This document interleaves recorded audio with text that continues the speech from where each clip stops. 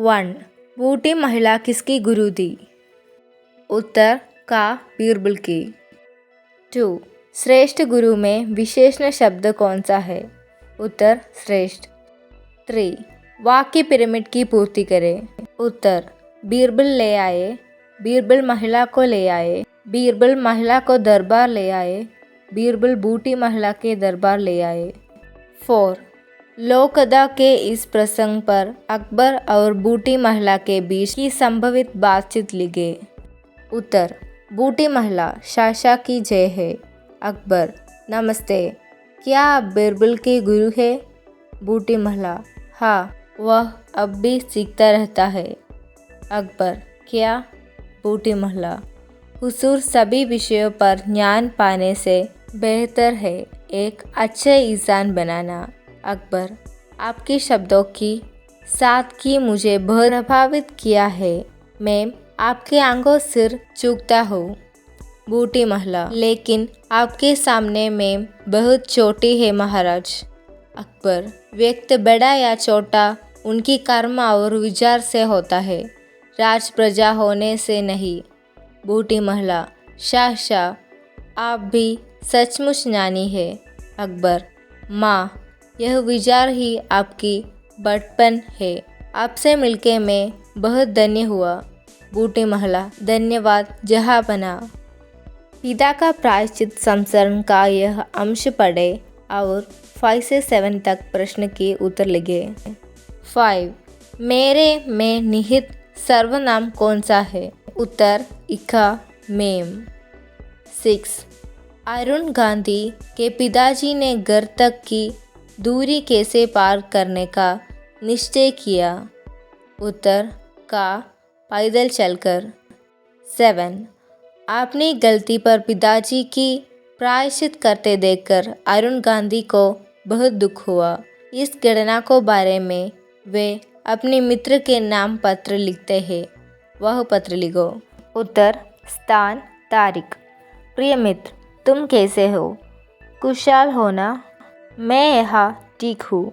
एक खास बात बताने के लिए यह पत्र भेज रहा हूँ। पिछले हफ्ते में पिताजी को एक मीटिंग के लिए कार में शहर ले गया। बताए गए कामों के निपटकर 5 बजे उन्हें लेने जाने था, लेकिन फिल्म देखते रहने से उन्हें लेने से समय पर वह पहुंच ना सका।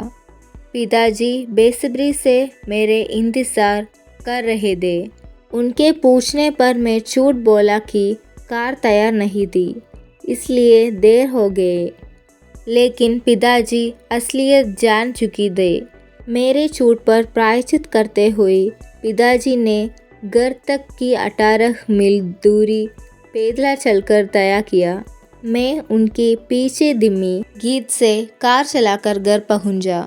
इस घटना से दुखी होकर मैंने कभी झूठ न बोलना का निर्णय लिया। वह तुम्हारी पढ़ाई कैसी चल रहा है? परिवारों वाले से मेरे प्रणाम कहना।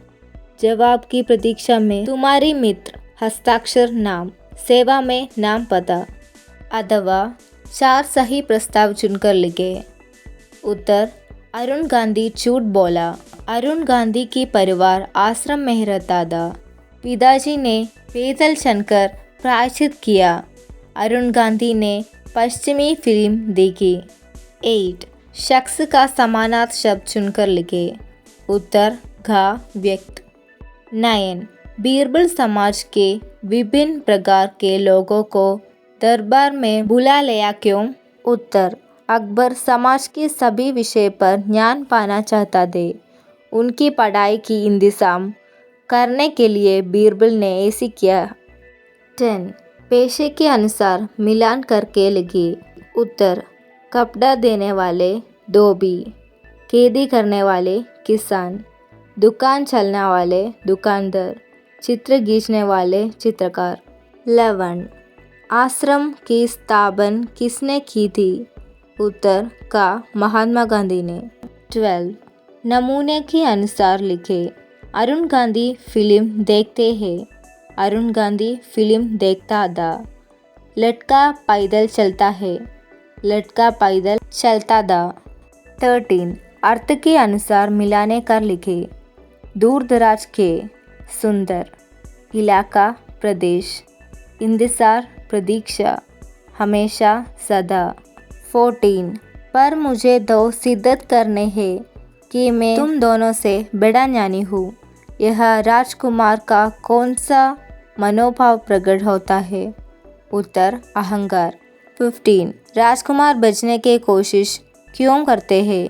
उत्तर, राजकुमार एक अपने को बड़ा ज्ञानी सिद्धत करने के कोशिश में मंत्र पढ़कर शोर को जीवन देता है। शोर दहाड़कर उनकी तरफ बढ़ता है, इसलिए वे बचने की कोशिश करते हैं। 16 आपके स्कूल में 14 सितंबर के हिंदी दिवस समारोह मनाया जा रहे हैं। इस अवसर पर हिंदी क्लब के नेतृत्व में ज्ञान मार्ग एकांकी का मंचन होने वाला है। इसके लिए पोस्टर तैयार करें। उत्तर, अथवा संकेतों के आधार पर ज्ञान का महत्व विषय पर लघु लेख लिखे। उत्तर, लघु लेख ज्ञान का महत्व। मानव जीवन में ज्ञान का प्रमुख स्थान है। ज्ञानार्जन मानव के विकास की एक विशेषता है। हर एक व्यक्ति में कुछ न कुछ ज्ञान होता ही है। हमें इसका सदुपयोग करना है। ज्ञान प्राप्त करने वाले व्यक्ति विनम्र बन जाती है। ज्ञान दूसरी को देने से बढ़ती ही रहता है। ज्ञानी लोगों अपने ज्ञान पर कभी अहंकार नहीं करते। अहंकार के ज्ञान असफल होते हैं। सच्चा ज्ञानी वह है जो अपनी विवेक और बुद्धि का उपयोग दूसरे की भलाई के लिए करता है। दूसरे की बुराई करने वाले अज्ञानी है। ज्ञान का प्रयोग सबकी भलाई के लिए होना है। वह ज्ञान जिससे अपने या दूसरा के नुकसान हो, यह ज्ञान नहीं अज्ञान है। ज्ञान मानव को कीर्ति प्रदान करते हैं। ज्ञान बाहरी दिखावा नहीं है। 17 सुख दुख किसकी कविता है? उत्तर, का सुमित्रा नंदन पंत की। 18 समान आशय वाली पंक्ति चुनकर लिखे। कवि निरंतर सुख नहीं चाहता है। उत्तर, मैं नहीं चाहता चिरसुख। 19 कवि और कविता का परिचय देते हुए कवितांश के आशय लिखे। उत्तर, प्रस्तुत पंक्तियों हिंदी की प्रमुख कवि सुमित्रा नंदन पंत की संदेशात्मक कविता सुख दुख से ली गई है। कवि के अनुसार जीवन की सफलता के लिए सुख और दुख दोनों समान रूप से आना जाना आवश्यक है। इन पंक्तियों में कवि कहते हैं कि कवि अपने जीवन में हमेशा सुख और हमेशा दुख नहीं चाहता है। खेल मिजोने में बच्चे बारी बारी से जीतते हैं। इसी प्रकार जीवन में सुख और दुख बारी बारी से आते आते रहने से ही जीवन की परिपूर्णता होती है। मानव जीवन सुख दुख का सम्मिलित रूप है। इसलिए हम के सुख में अधिक आनंदित और दुख में अधिक निराशित रहने की आवश्यकता नहीं है। यह कविता बहुत सरल है, पढ़ने और समझने में भी आसान है। साथ ही शब्द युग्म का प्रयोग कविता के एक अलग सौंदर्य प्रदान करता है।